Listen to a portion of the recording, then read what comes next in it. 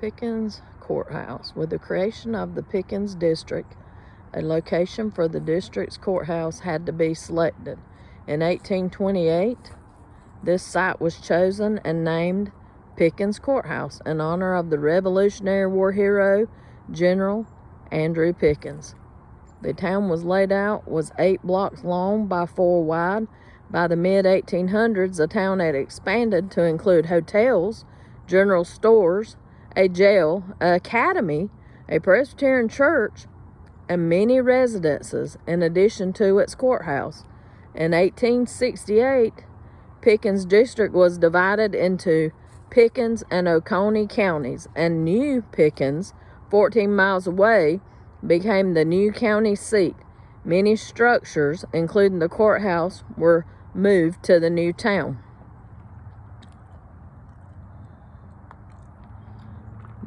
The old Presbyterian church. A Presbyterian congregation was probably organized in the 1840s. It's impossible to fix the exact date because the church records were destroyed in a fire around the turn of the 20th century. Construction on the church began in 1849 and was completed 2 years later. The bricks were made from clay from the banks of the Kiwi River. The heart pine floors of the church were original, as are the pulpit and pews. There is a side entrance that leads to a gallery used by the slaves. The cemetery contains over 200 grave sites. The earliest, belonging to Lieutenant Joseph Reed, bears the dates of 1750 through 1825.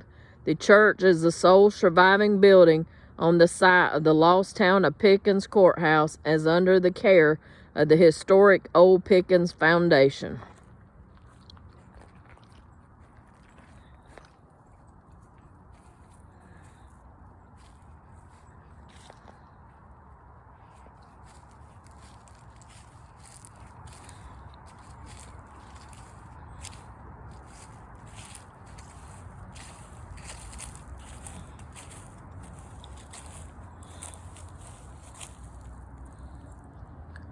Daniel Hughes, born March the 4th, 1816. Died September, can't read the 25th or 6th, I think, 1888.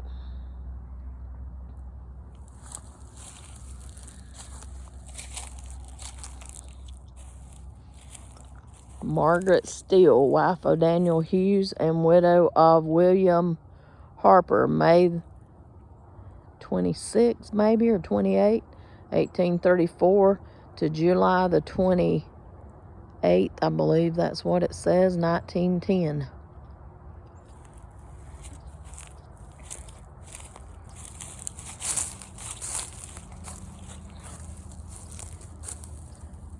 Esther, daughter of Captain William and Margaret Steele, born November the 15th, 1835, died April the 1st, 1895.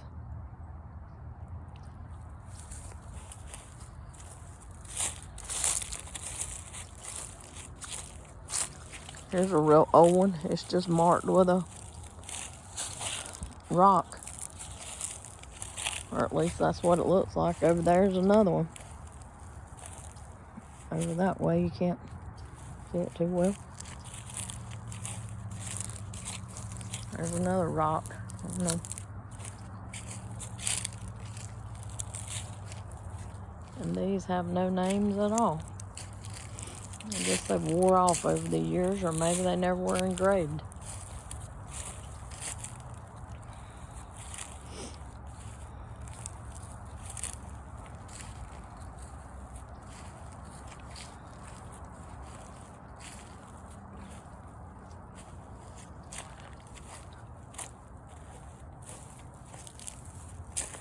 Oh, it's on the other side. Mary A. White, born February the 24th, 1869, died September the 9th, 1894.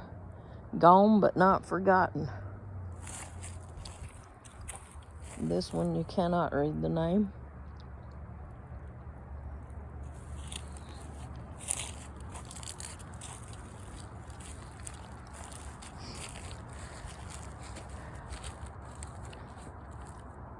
John Moser. I think that says 1862 to 1883.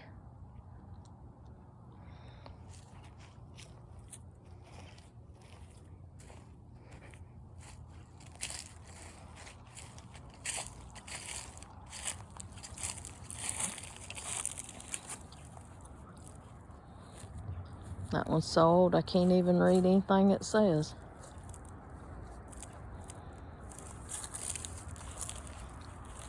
More of these that are just stones.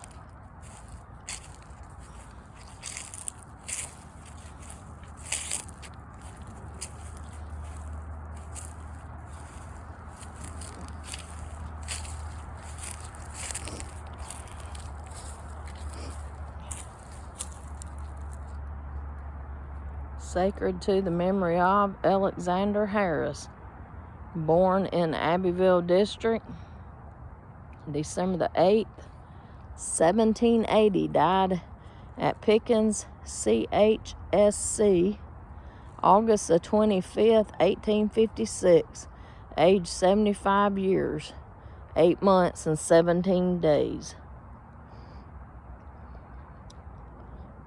It says, cease, dear wife, oh, cease your weeping. And then the rest of it is broken out or something. And there's a little tomb. It's so old, it's kind of falling apart. Ooh. Sacred to the memory of Ella Janey, infant daughter.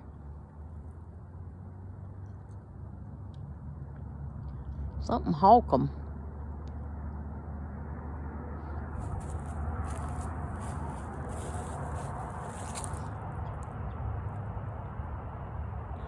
I can't say what it is, Holcomb.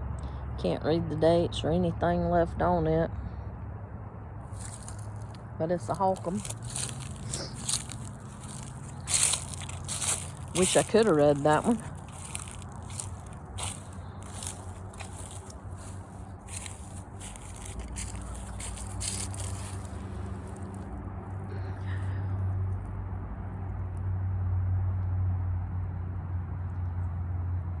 Mournfully inscribed to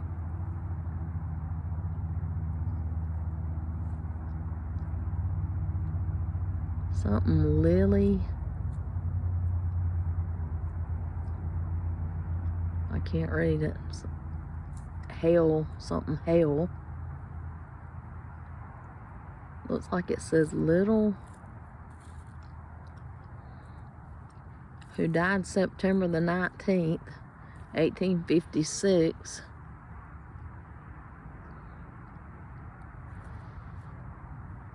I think it says age 1 year, 4 months, and 2 days. Our firstborn innocent. Something with the shining drops. Imagined something to heaven. Can't read all of it.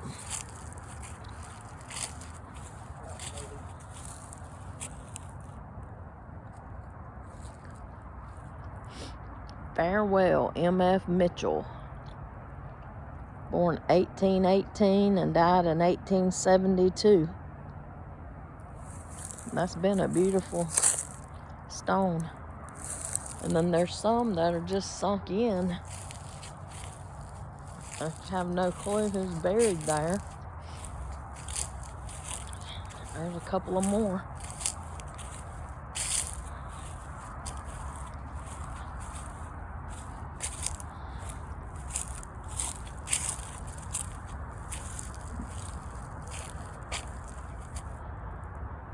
Susan, wife of W.H.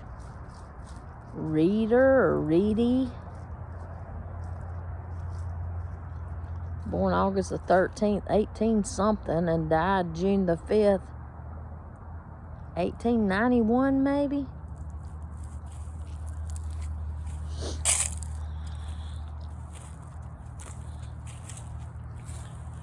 This one says Edward Gant, February 1856 and July 1934.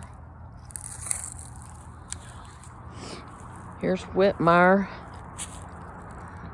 father and mother, Elizabeth Whitmire and Columbus Whitmire. I think it's 1851 was when he was born. And she's 53. There's another Whitmire, J.H.M. and Jetty. And then that's the son, Charles. His, I believe, is 1903. August the 21st, 1903 to November the 5th, maybe 1903.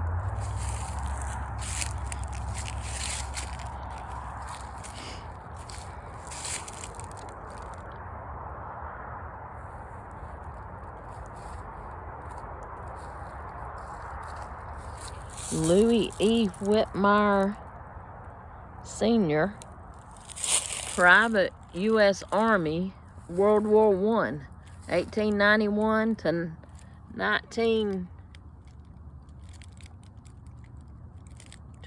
28 maybe, or 78? 78 maybe?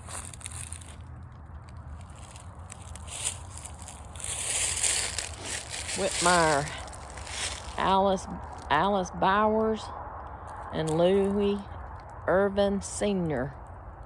Yeah, 1891 to October the 10th, 1978's him. And Alice was November the 8th, 1909, and June the 15th, 2001.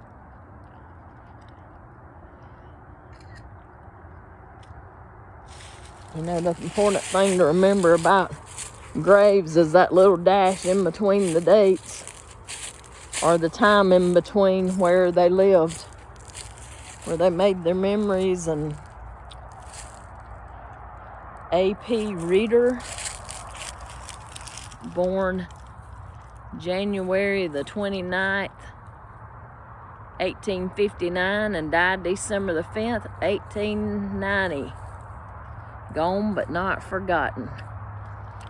Pretty headstone too, with that crown and cross.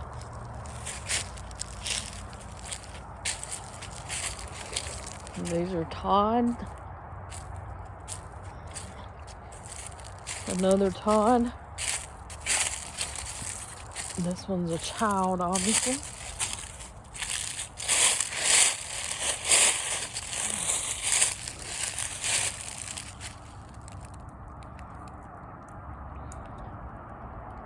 Jenner, son of Mr. and Mrs. J.D. Todd, December the 20th, 1945 to May the 28th, 1946.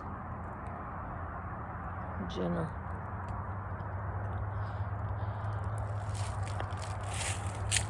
Worley.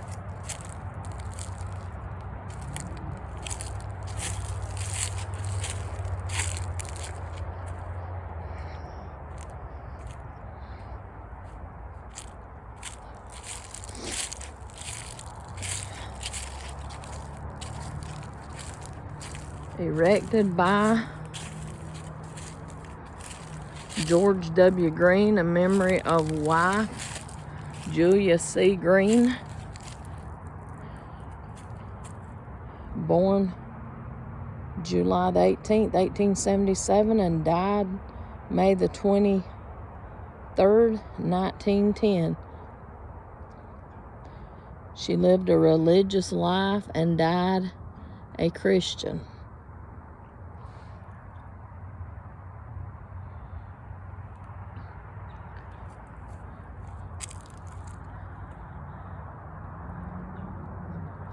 Susan Alexander. I think that says 1835 to 1856, maybe. Some of them are very hard to read.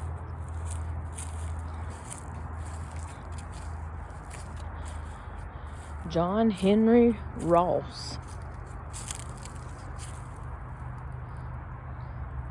April the 16th, 1834 to February the 2nd, 1862.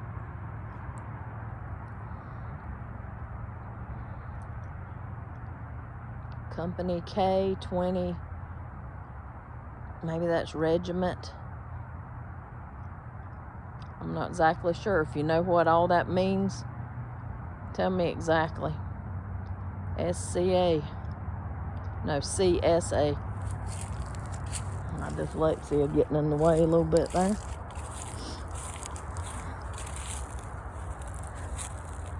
Dedicated to somebody Alexander. He's been a pretty angel at one point. It's lost its arm. And that one's fallen in. It's so old. 1809 to 1830. Leona Jeanette Alexander. And it's fallen in. Joseph Reed Esquire, who was born the 5th of June, 1756, and died 10th of October, 1828. Through the very varied scenes of a long life, the obligations of duty were by him sacredly regarded, faithfully discharged as a soldier of the revolution.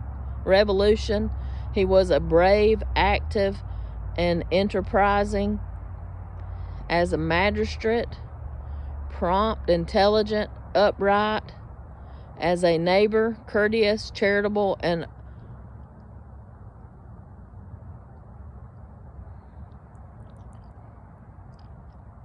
as a husband and parent, affectionate, tender, and indulgent, and as a Christian, humble, sincere, and devoted. Somebody's put a wreath on that one.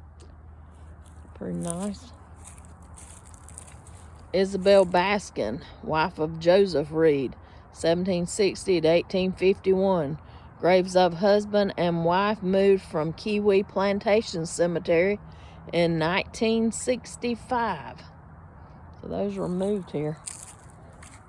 Anyway, it's a very interesting cemetery here in Oconee County, not far from Duke Power. If you're out this way, it's free to get in.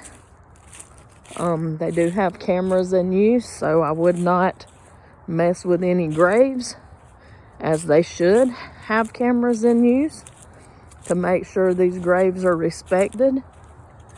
But it's a very interesting place. No, I have not shown you every grave here.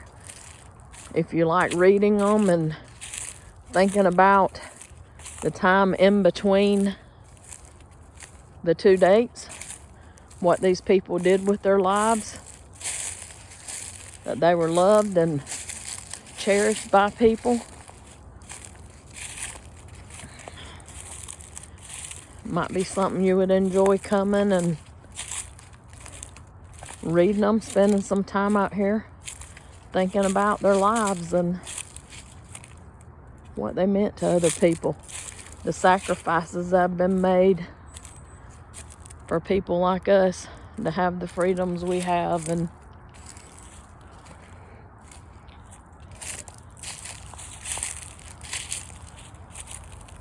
thanks for your time.